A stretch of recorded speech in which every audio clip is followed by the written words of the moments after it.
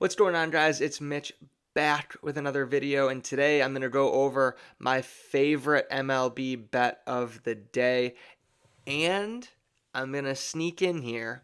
I went 4-1 yesterday on college football. I'm going to sneak in another college football bet, a freebie for you today in the middle of this video. Hopefully you catch it. You got to be quick with it. If you want all of my plays always, go ahead and subscribe to the Sharp app Pro. You can use my link in the description. Or if you're using the Sharp app on desktop, if you click on my article, you can go ahead and click on the link at the bottom of my article, and you will be able to get Pro access all on me. Okay, it helps me out. It helps you out. Everyone wins. We will win our bets together. As you can see, we're on the Sharp app right now. We got Val's big payday parlay, and we've got my article down here, Mitch's MLB bet of the day. I'm starting to do a little bit of NCAA stuff. I'll start to do NFL stuff once the NFL season comes.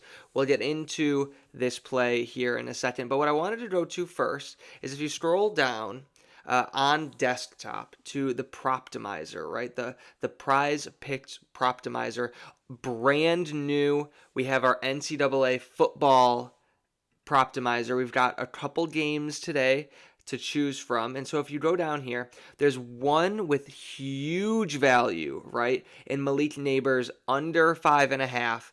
If you can get it under 4.5, it's a good bet. There's good value on the under 4.5. We have the projection at 5 receptions.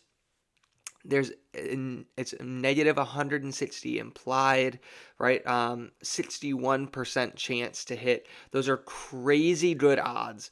If your book, and I know that my book does, has the under 4.5, take it. This is not my freebie. This is just what the Prize Picks Proptimizer says. It's huge value, right? So make sure that you go ahead and take Malik Neighbors under 4.5 if your book has it. If your book has under 5.5, go for it. But you're going to be able to get crazy odds on under 4.5. I think that it's something that could definitely hit, right? So today, let's get into baseball now, right? We've got Miami and we've got Washington. Neither of these teams are really tearing it up recently. The Nationals are second worst in the league in runs scored over the past 15 games. The Marlins are sixth worst in the league over that same stretch in scoring. We've got two pitchers on the mound in Sandy Alcantara, and Josiah Gray. Josiah Gray should have been like a star. He's kind of dipped down a little bit, but it happens. If we go down to their lineups, we don't have the starters yet, but like I said, neither of these lineups are absolutely tearing it up, right? Jake Berger has really been and Jazz Chisholm has really only been the two for Miami that have been leading the charge. I know Arias had 4 hits yesterday, but he's not going to hit one out of the ballpark, right? And in the Nationals, if you look at their lineup here, there's not a ton of value, right? Keeper Ruiz has been hitting the ball well all season long. He's been kind of in a down stretch recently. C.J. Abrams and Alex Call have been down. Joey Meneses, who is supposed to have been kind of their savior, not really hitting the ball well. And if we go down to their starters, we see a little bit of blue, right? So let's start with Josiah Gray. Josiah Gray's averaged about 4 innings pitched per game for the Nationals, but this Miami team is averaging only 3.6 runs per game against righties over their last 10 games, and they're not being proficient against right-handed pitching. And as well, they've got a really stacked bullpen. They only used 2 guys out of the bullpen last night or yesterday during the day. They've had 24 hours to recover. This pitching staff is ready to go for the Nationals. And so I think that's why I'm confident that Josiah Gray, if we can get at least 4 innings out of him, only about 3 runs, I think that this bullpen is going to be able to shut them down. And then if we go over to Sandy, this is why we're taking the under 9 in this game, right? Sandy Alcantara is the reason why. He's got 96% value on his fastball. He's got one of the best fastballs in the entire league, right?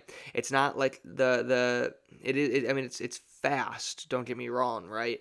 But it's got a lot of run to it. And he's actually been he has not been great, right? You see this 4.3 expected ERA. Obviously, had a great season last year.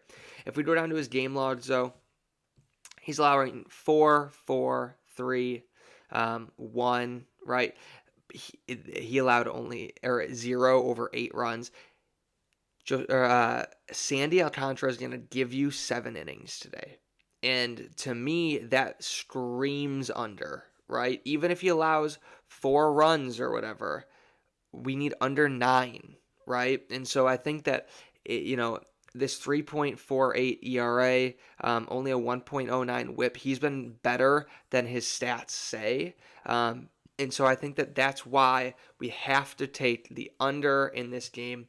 Take the under in the Washington and Miami game. It's in Washington. Neither of these offenses are hot, and you are definitely going to want to take the under in this game. My freebie for you is Oregon State minus 15.5.